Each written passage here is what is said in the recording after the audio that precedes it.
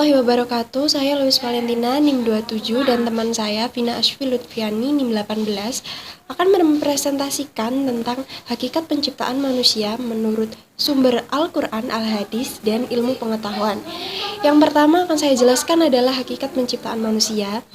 Seperti yang kita ketahui, manusia pertama di muka bumi yang diciptakan oleh Allah Subhanahu wa Ta'ala adalah Nabi Adam alaihi salam. Dalam proses penciptaan Nabi Adam alaihi salam telah Allah berikan akal, ilmu pengetahuan, dan kesempurnaan yang tidak dimiliki oleh makhluk Allah yang lain seperti hewan dan tumbuhan.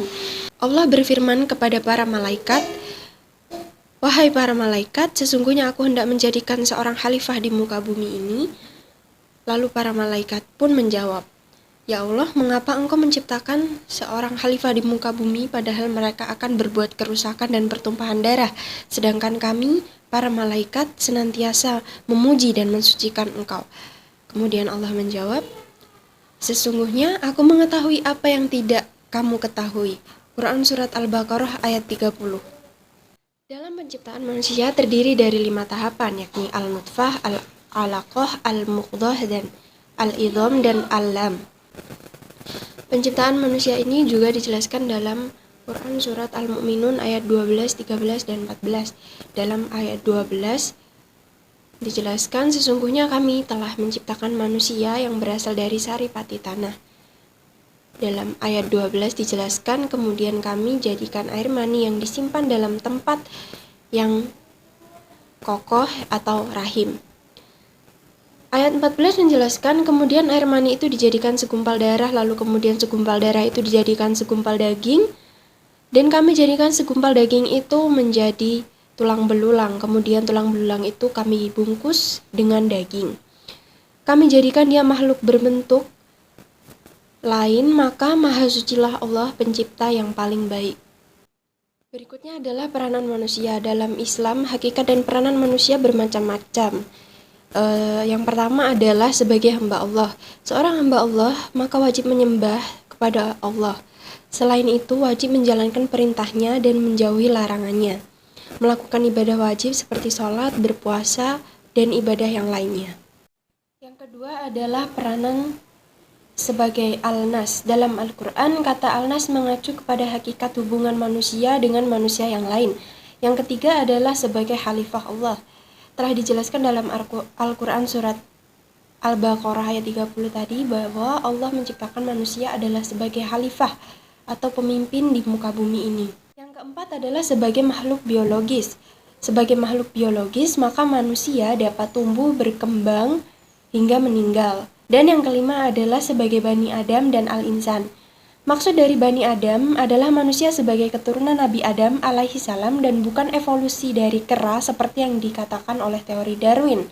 Sedangkan Al-Insan adalah dominan kepada kemampuan manusia untuk berbicara, bertindak, dan mengetahui ilmu pengetahuan. Secara rasional, manusia diciptakan oleh Tuhan Yang Maha Esa, memiliki kesempurnaan akal dan berbeda seperti makhluknya yang lain, hewan, dan tumbuhan. Berikutnya adalah tujuan diciptakannya manusia. Segala sesuatu yang diciptakan oleh Allah Subhanahu wa Ta'ala pasti memiliki tujuan masing-masing. Begitu pula dengan penciptaan manusia. Tujuan dari diciptakannya manusia yang pertama adalah beribadah dan menyembah kepada Allah. Setiap hal yang diciptakan pasti memiliki fungsi dan tujuannya masing-masing. Manusia diciptakan untuk senantiasa beribadah dan menyembah Allah Subhanahu wa Ta'ala seperti dalam Quran Surat Az-Zariyat ayat 56 yang artinya, "Aku tidak menciptakan jin dan manusia melainkan agar mereka beribadah kepadaku." Tujuan diciptakannya manusia yang berikutnya adalah menjadi pemimpin di muka bumi seperti yang saya katakan tadi, sebagai khalifah di muka bumi. Dijelaskan bahwa manusia menjadi pemimpin dalam berbagai lingkup kehidupan seperti pekerjaan dan keluarga. Berikutnya adalah menegakkan keadilan sesama manusia. Dalam Quran Surat Hud ayat 85 menjelaskan bahwa, "Dan Syuaib berkata, Hai kaumku, cukupkanlah takaran timbangan keadilan yang adil, dan jangan merugikan hak-hak manusia lain, dan janganlah membuat kerusakan di muka bumi ini." Tujuan yang terakhir adalah mengemban amanah menjaga bumi. Manusia diciptakan untuk menjaga tempat yang mereka tinggali, seperti dijelaskan dalam surat Al-Ahzab ayat 72. bahwa telah mengemukakan amanat kepada langit, bumi, dan gunung-gunung, maka semuanya enggan untuk mengemban amanat tersebut dan takut untuk mengkhianatinya, dan dipikullah amanat itu oleh manusia. Sesungguhnya manusia makhluk yang amat zalim dan bodoh. Untuk slide berikutnya akan dijelaskan oleh teman saya, Vina Ashfi Lutfiani. Awal mula manusia sebagai filsafat perkembangan ilmu pengetahuan. Filsafat itu sebagai pintu masuk dalam perkembangan ilmu pengetahuan, menjadi salah satu gerbang untuk menempati pencarian manusia terhadap keberadaan dalam memahami realitas yang terhambar begitu luas. Di sini saya sudah merangkum perkembangan ilmu pengetahuan. Yang pertama adalah para pemikir dari Yunani kuno. Para pemikir dari Yunani kuno lah yang telah menjadi perintis dari perkembangan tradisi berpikir secara radikal dan spekulatif dalam menyikap realitas, memahami asal mula kehidupan, dan mencari the ultimate reality yang tak dapat diatasi kembali. Dan yang kedua adalah proses histori.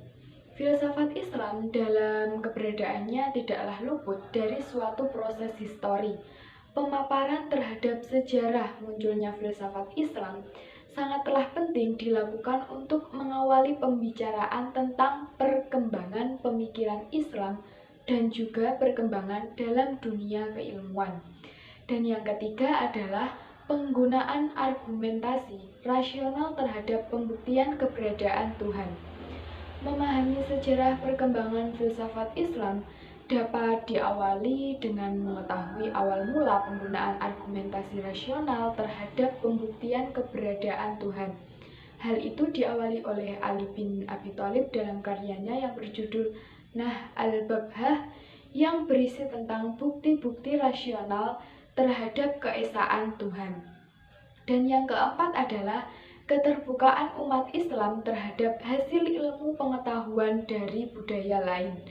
Keterbukaan umat Islam terhadap hasil ilmu pengetahuan dari budaya lain inilah yang telah banyak membawa pengaruh dan begitu besar terhadap perkembangan filsafat. Ilmu pengetahuan, kondisi tersebut memunculkan semakin banyaknya cabang-cabang keilmuan dalam dunia Islam. Yaitu yang selanjutnya adalah hakikat perkembangan manusia. Perkembangan merupakan proses yang melibatkan pertumbuhan sejak pada tahap pembuahan sampai akhir kehidupan. Periodisasi perkembangan manusia memiliki tujuan untuk mengelompokkan dan memudahkan dalam memahami hakikat perkembangan. Adapun periode diantaranya yaitu yang pertama adalah prakelahiran masa bayi. Pada periode ini terjadi sejak dimulainya pembuahan sperma terhadap sel telur sampai kelahiran biasanya. Periode ini berlangsung sesuai dengan rata-rata usia kehamilan, yakni 9 bulan. Yang kedua adalah masa kanak-kanak. Periode perkembangan ini berlangsung terus-menerus sejak lahir sampai seseorang berusia 18 bulan sampai 24 bulan. Periode ini merupakan ekstrim yang dialami oleh bayi itu sendiri dikarenakan dalam periode ini bayi bertergantungan terhadap orang dewasa sangatlah besar. Yang ketiga adalah masa kanak-kanak tengah. Periode ini terjadi sejak masa akhir bayi sampai usia sekitar 5 atau 6 tahun.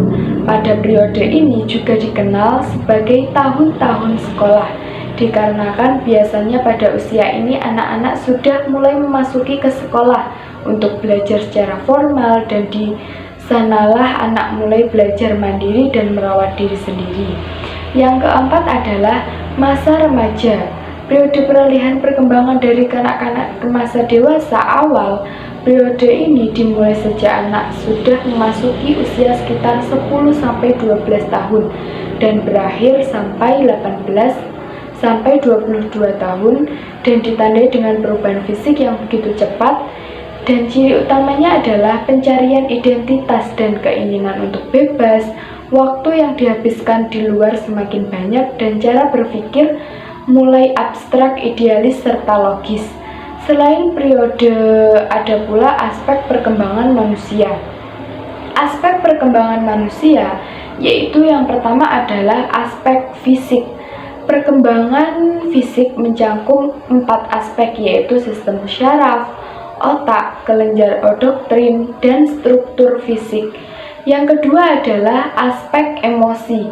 Emosi merupakan perilaku individu yang bervariasi dengan perubahan fisik yang begitu cepat, dan ciri utamanya adalah pencarian identitas dan keinginan untuk bebas, waktu yang dihabiskan di luar semakin banyak, dan cara berpikir mulai abstrak, idealis, serta logis.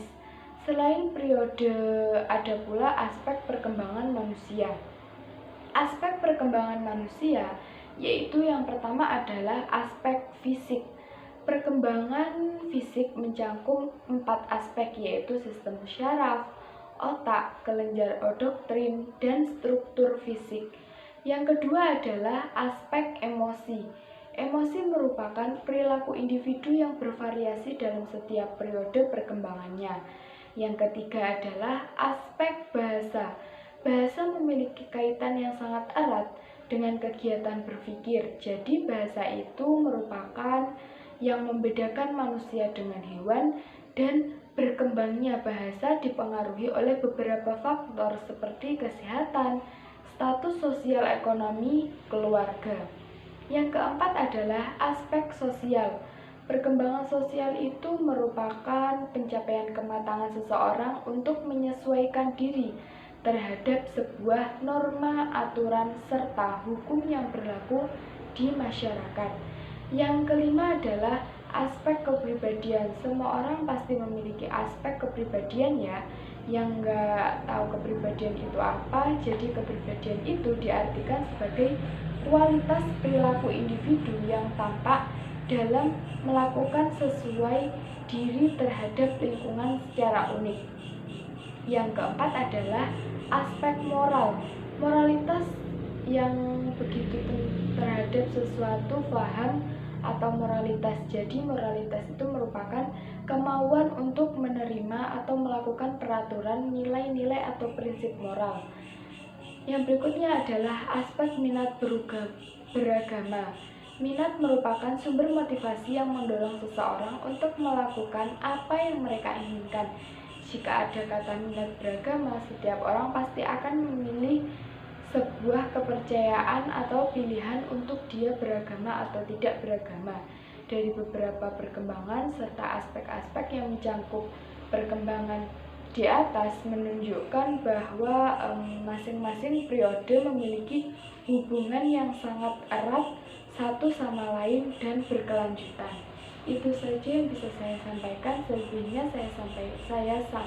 saya berikan ke moderator.